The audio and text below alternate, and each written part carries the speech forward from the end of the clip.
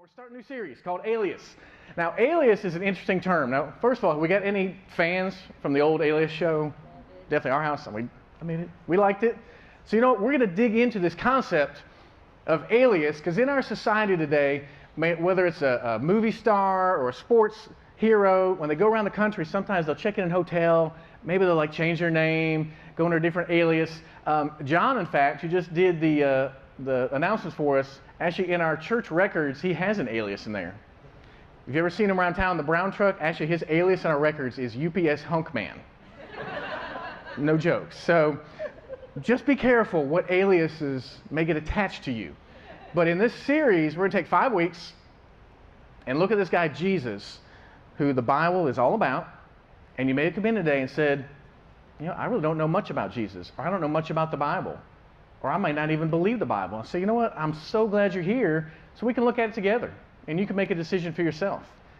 Because alias is a concept we're going to talk about for 5 weeks. And in fact, we want the conversation to continue through the week. We want you to get on social media with us and interact, and particularly on Facebook. If you get on there and use the hashtag VisionAlias, our conversations throughout the week will bounce back and forth. And in fact, I will use some of your input to help us shape where we go week by week. Because I did that this week. I sent it out in the community, said, hey, let me ask some questions about Friend. And I got dozens and dozens of feedback on that, but I'll come back to that in a minute.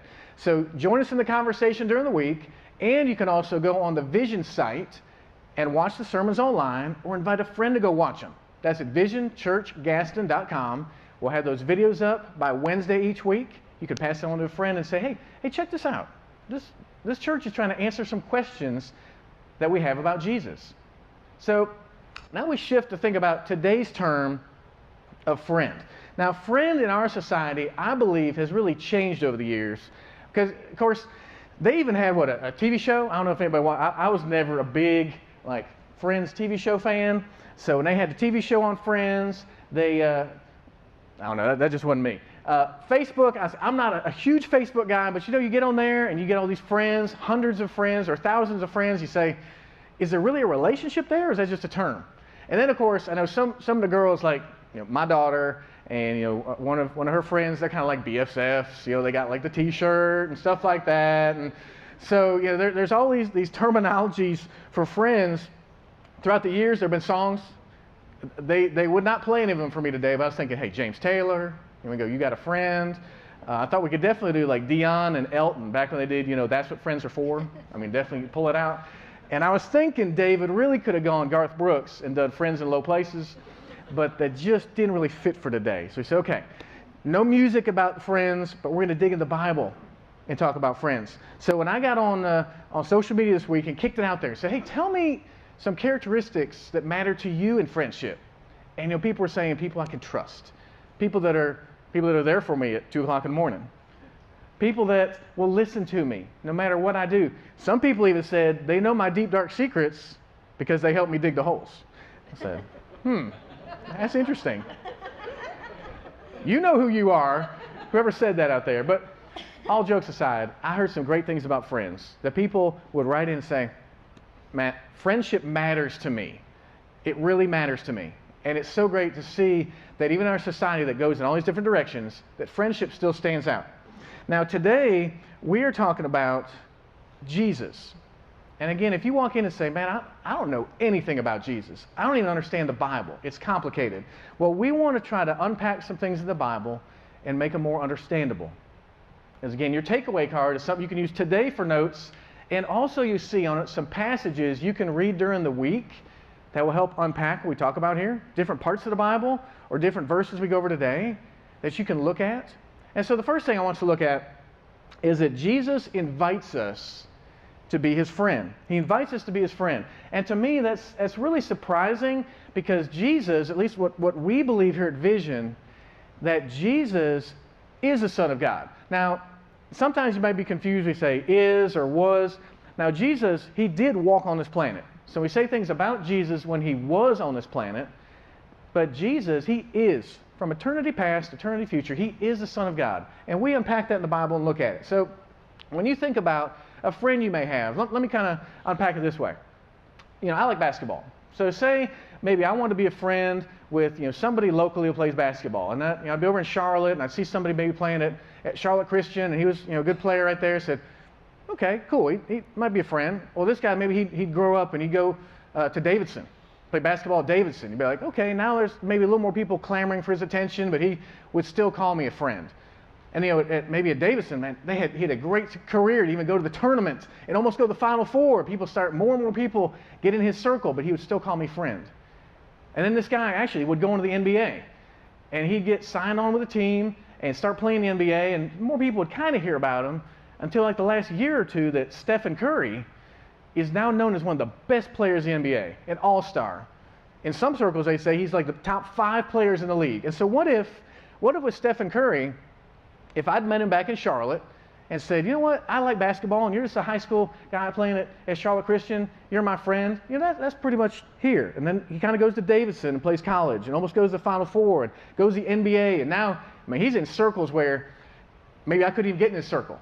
Well, what if we'd started that friendship back then, and even these days I could pick up my phone and say, hey, Steph, man, how you doing? It's 2 in the morning. Can you help me out? And if he's a friend, all the way back from Charlotte Christian, all the way to the Golden State Warriors, he still would pick up that phone and be my friend. But you know what? There'd be kind of a mixture there where I still would kind of have a different respect for him to say, okay, Steph, I know I can't get you on the phone every night. You're out there playing ball. But you know what? When I need you, you're there. When I want to talk, you're there. And there's a mixture of respect and also of authenticity. And with Jesus, we see this blend of both respect and what I call realness, where Jesus said, you know what, I am the Son of God. And Jesus said, I'm your friend. So just like with Stephen, if he came to play at Hornet Stadium, and I go over there and it's like, wow, man, 20,000 people are here cheering for Steph Curry, there's a respect there of authority almost. But after the game, we go and hang out afterwards, get a milkshake. It's like, man, let's be real. Let's be friends. And Jesus is very similar in that he has a level of respect he deserves, but there's also a level of realness he wants in our relationship.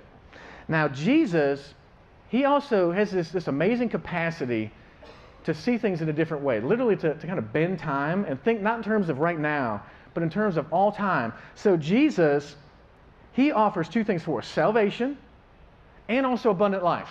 Because salvation, maybe a verse you've heard, I think anybody in America has heard of John 3:16, where Jesus talks about giving us something, a gift of life. Well, you've seen your takeaway, John 3:16 and 17, you can look at it this week, where Jesus talks about this gift of salvation, of actually freeing us from something, but also this abundant life, where he says, you know, Matt, I want you to have the maximum peace, the maximum joy in this life. You'll see in John 10:10, that's another part of your takeaway. Jesus says, I want you to live life to the fullest. My gift to you is not just hope for eternity, but it's daily a gift of abundance. And I look at Jesus and say, that's brilliant that he would care enough about me to want me to have something now and to have something forever. Now, there's a second piece of this, though, where Jesus, he expects us to invest in our friends. I think about some of our college students. They're at college, or some that are moving toward college, and you're going to start developing these relationships. We're going to choose what you give and take out of them. Because the reality is, a relationship is give and take if you want to be healthy. And Jesus, I believe he has a vision for us to invest in our friendships. And that's really what we're going to unpack today. Investing in our friends, because it involves 2 things. It involves both caring about today, because clearly Jesus cares about today. He wants that abundant life. He doesn't want us dreading life, just enduring life. He wants us to care about today. And in these friendships, he wants us to care about eternity. You heard John talking about the invite cards. We have out the front door there invite cards you can take for Alias, posters for Alias, invite cards for Vision, so that you can literally invest in someone's eternity that you go and see this week, that you have a friendship with, and say, you know what, I care about you today, but you know what, I care so much about your eternity, I want you to come hear about Jesus.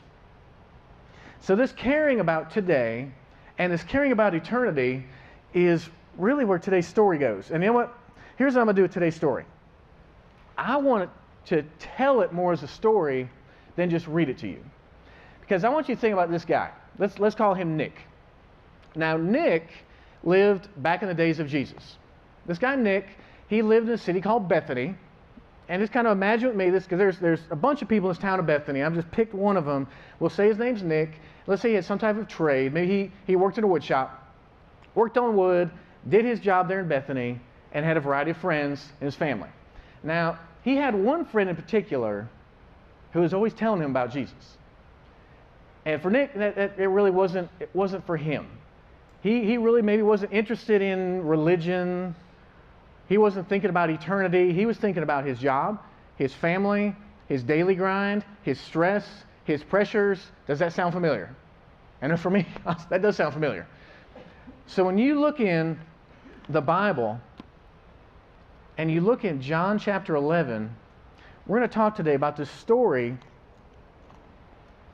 of Nick. Now, Nick isn't mentioned in here. So you're going to have to kind of work with me to understand his story. Because Nick, again, he's got this job, he's got this friend, and it's the time of Jesus. In fact, the time of the story is really just a couple weeks before Jesus is going to die.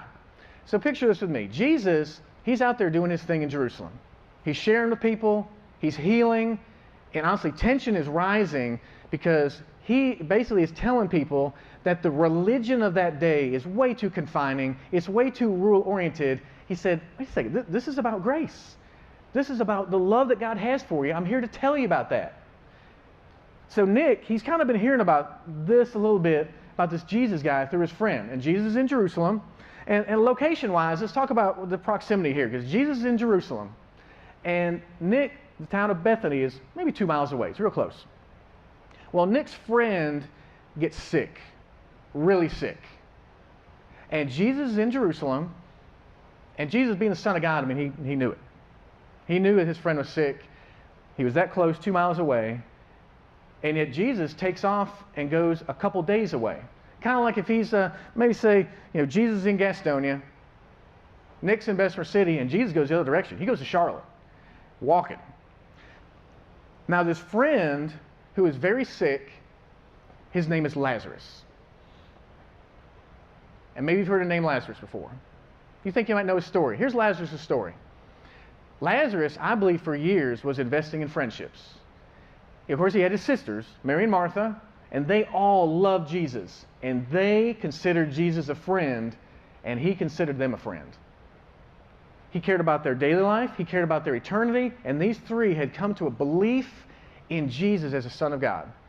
So I believe a common conversation between Lazarus and Nick was, Nick, you're going to die someday. There is something beyond this life. And this guy, this Jesus who's walking around, is doing miracles, is talking in a way that is unlike anyone I've ever heard before. He's done things I've never seen before. Said, Nick, you got to come and hear this guy, see this guy. Okay, so on Monday, Lazarus, who is terribly sick, he dies.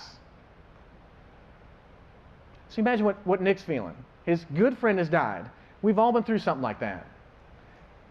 The situation happens, and mourning begins in Bethany. Now, in John chapter 11, Jesus, remember, he's gone a couple cities away. He's talking to his guys. And he's telling his guys, his disciples, he says, you know what, I just got news that Lazarus is sick. And look at verse 4. John chapter 11, verse 4. It says, when he heard this, Jesus said, this sickness will not end in death. No, it's for God's glory, so that God's Son may be glorified through it. Now that's strange.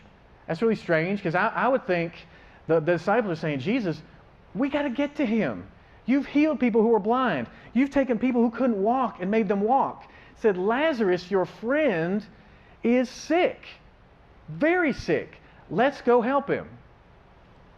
Strange that Jesus, in this town they're in, this region of Perea, he says, no, actually, we're going to stay here for a while. And they stay 2 more days. So imagine if Lazarus, this news came out on Monday, and I believe Lazarus died on Monday. They stay in this other town until Wednesday. And they get up and they start heading back toward this town of Bethany. Now they come up to Bethany, and mourning has been going on now. This is the 3rd day of people hurting. because this guy evidently was loved. He had friends, family. They come into town, and Jesus walks in, and Martha comes up to him, one of the sisters. If you know from her story, she's a little more detailed. She's the worker in the family. And she comes on out, and I think with a broken heart, she says, Jesus, if you would have been here, you could have saved my brother. I know you could do that. You got the power to do that. And Jesus says, that's good you have faith like that, because I do have the power to do that. And he says, in fact, you know what? He's gonna rise from the dead. And Martha says, Jesus, I know you talk about you're going to go away and come back and we're all going to rise. He said, but if you would have been here, you could have saved him. And Jesus says, come on, let's walk into town. And they come walking into town. And they go on farther into town.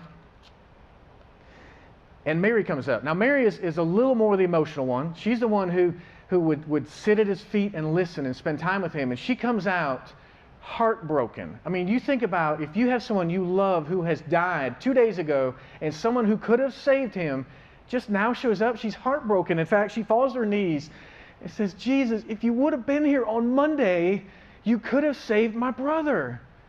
I know you have the power to do that. And in verse 25, Jesus had said, in fact, he said this to Martha, said, I'm the resurrection and the life. He who believes in me will live even though he dies, and whoever lives and believes in me will never die. Do you believe this? He's speaking to his family, saying, do you believe I have the power of death and life?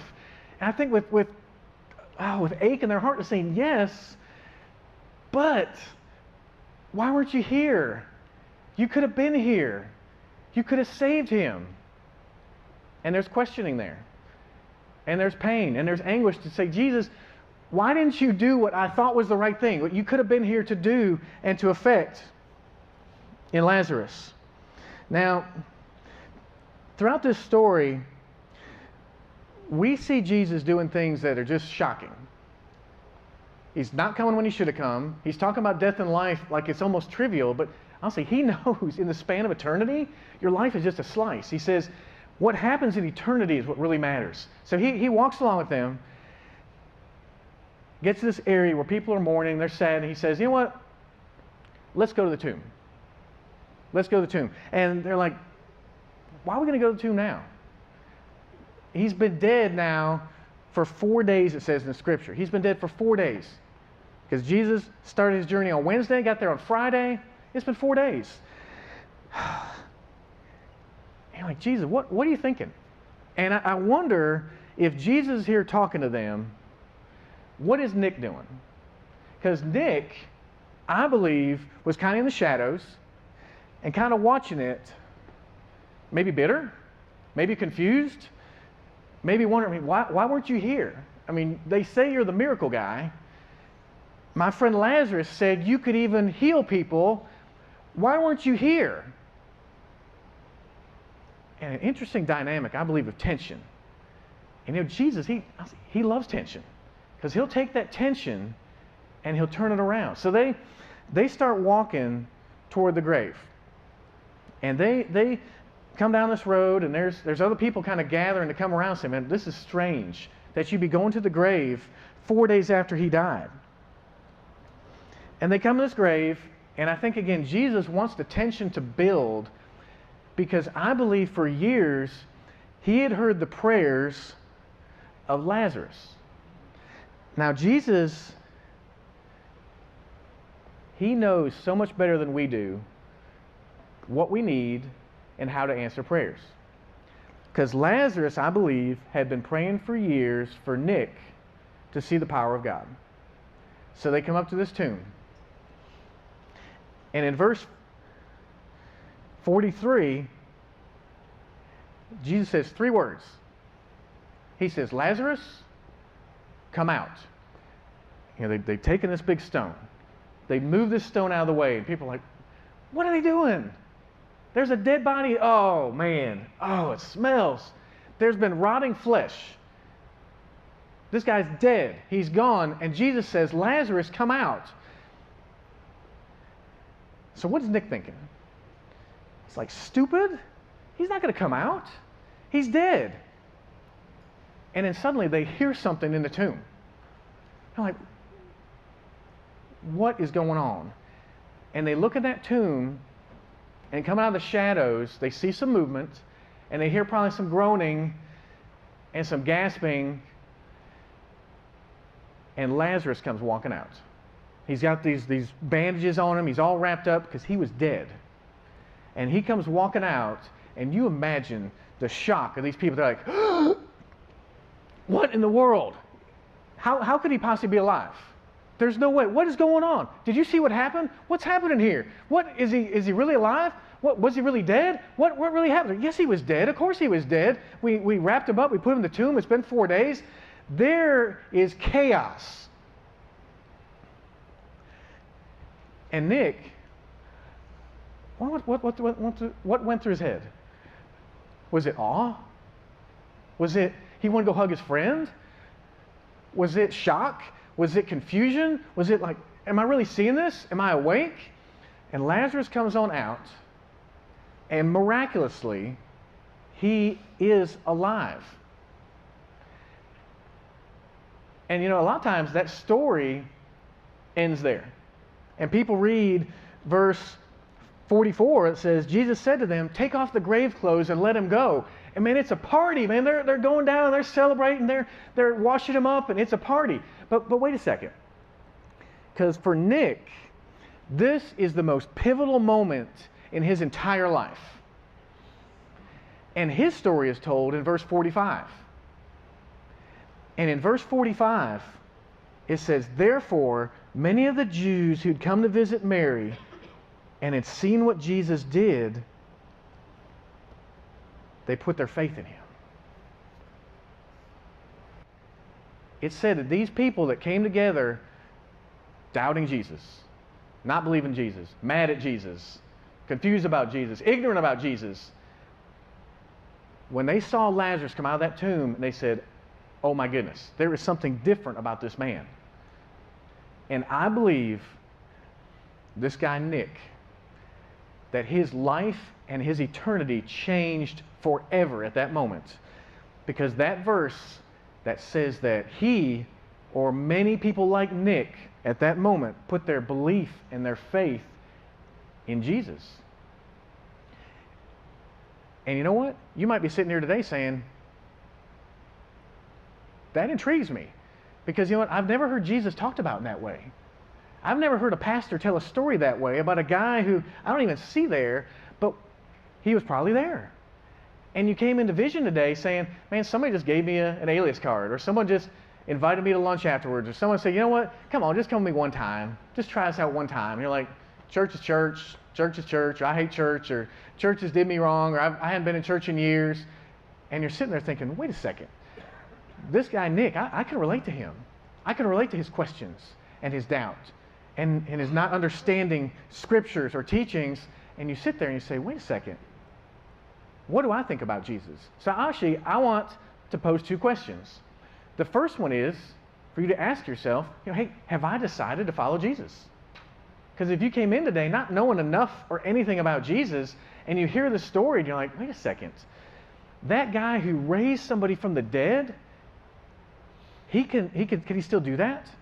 Can he still change a life? Can he still change an eternity? Does he really care about me? Like Matt was talking about that NBA player who would take his call, like, God, you would take my call? You would talk with me? You would listen to me? So yeah, that question. Have you decided to follow Jesus? Because this Jesus offers the same gift. And then the second question, for the rest of us, have I committed my friendships to him? Have I committed my friendships to honoring God? Have I looked at the Nicks in my life and said, you know what, God, I will pray for Nick or Joe or Mary or Stan. I will pray for them, and this is a dangerous prayer, to say, God, do what you need to do to show your power through me. That I would humble myself, maybe even to Lazarus' level, and say, you know what, I would die so that Nick could see you. Because Lazarus, I believe he prayed for years, said, God, show your power to Nick. Show it. And he never knew it would be like that. But for Nick, I believe we'll meet Nick one day.